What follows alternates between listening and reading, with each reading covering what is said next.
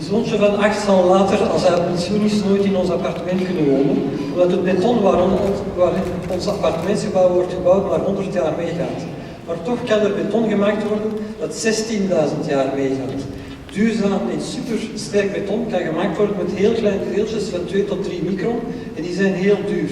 Maar die zitten ook in de meest geproduceerde afvalsoort ter wereld, de vlieggassen van kolencentrales. Wij hebben de technologie verworven en samen met Vito en IMA verbeterd om dit industrieel te kunnen scheiden.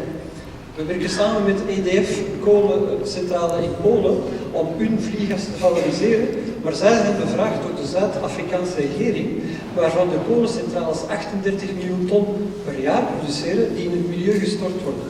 Met de vlieggassen te spitsen kan men zeer duurzame gebouwen maken en infrastructuur, ook watertanks, die goedkoop en dun zijn, maar ook bijvoorbeeld 1% van het Zuid-Afrikaans vlieggas, 400.000 ton, is genoeg om 200 miljoen stoelen te maken voor alle Afrikaanse schoolkinderen aan het einde van de kostprijs.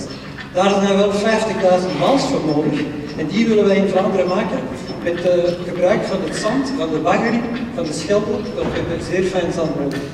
Kortom, we denken dat Vash de meest geproduceerde afval kan omzetten tot een nuttige grondstof voor ons allen en dus we hopen dat u dan ook op ons gaat stemmen. Dank u wel.